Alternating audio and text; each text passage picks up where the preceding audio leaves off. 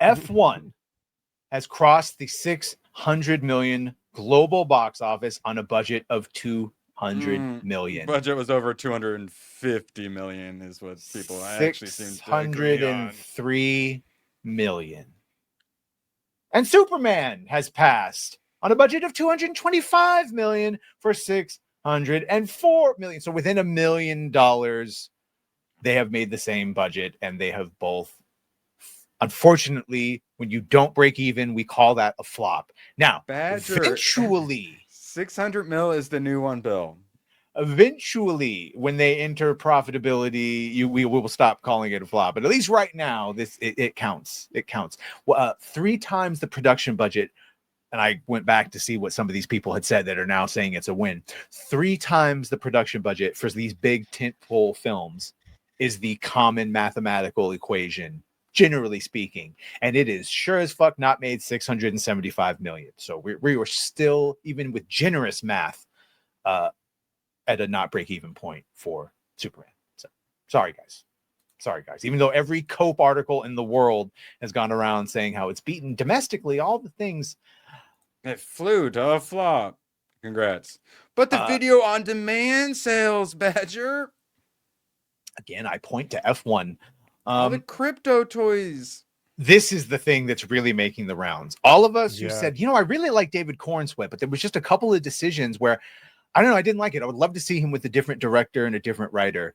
And one of the big problems we found is he acts like a man baby, not stoic, overly emotional in almost every scene. And here is his original audition tape. And I'd like to just show you some of the differences between how we played it here versus what we got once Gunn was actually directing him. I am David Cornsweet, and I'm 6'4". Jesus, here. This for a dating app? All right, here. I'm not weirded out at all.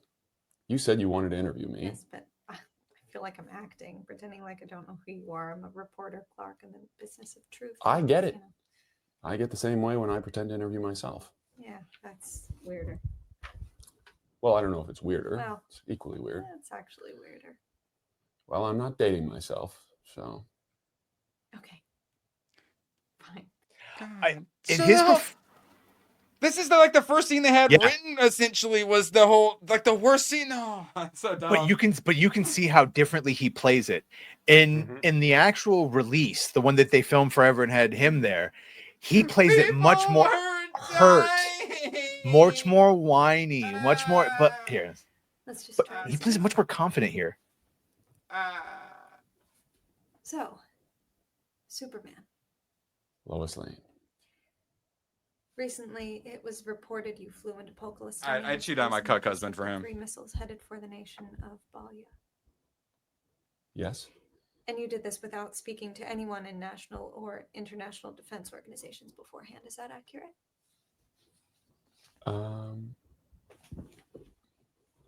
Sorry, I thought this was going to be more of like an overall profile. Oh, well, I don't think we actually discussed. Because that seems a little bit dark. Good humored.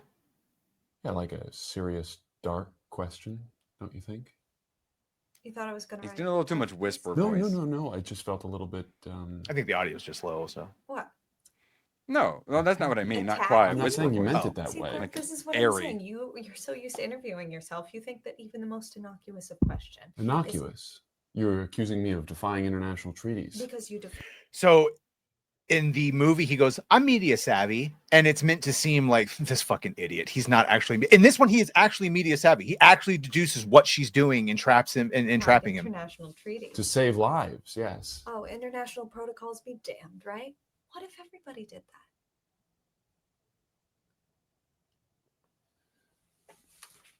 This is a hit piece. Never die. What? You're doing a hit piece on me. I'm not doing I am asking basic questions that anyone would ask. Is a million times better. It's fine. As a matter of fact. And even this, when he says, as a matter of fact, I've got some things to do, it's more that he understands what's happening and he's ending the interview as opposed to throwing a fucking tantrum and pouting. Yes, because he's composed. He's taking in all the information and figuring out what exactly is happening here. And he's just like, okay, I see what you're doing here. You're doing a hit piece. That's Superman. That is how Superman should be acting.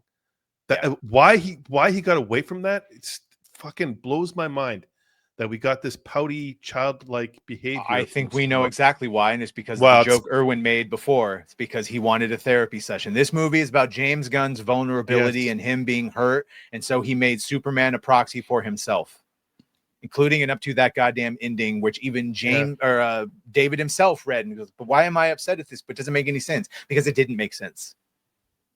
His Hashtag original shit gun. instincts, yeah. No, but seriously, his original instincts to play it stoically and without emotion and more reserved were all correct because He doesn't even controlled and understand his confident- own artwork. He doesn't even understand his own written work. Like, it's just so stupid. controlled and confident is what Superman is. And in moments where he has doubt and he breaks down, it's not in public or against Lex Luthor, blah, blah, blah. It's in private, with Bruce in the Batcave or with Lois for different reasons, not because she wanted to write an article like that. Because he's grown up knowing his abilities and everything that he had to go through. He can't lose his temper. He can't act like a loose cannon out there, because then Yeah, he's Mr. Self-Control. yeah. And he's certainly still a passionate character. He still Yeah. has his emotions in his field, Yeah. but he has to keep them all in check, and he has to be the better man, the bigger man. Yeah, and I will again remember hearing James lightheartedly talk about how sometimes he would just have to tell David to shut the fuck up because David would keep asking questions.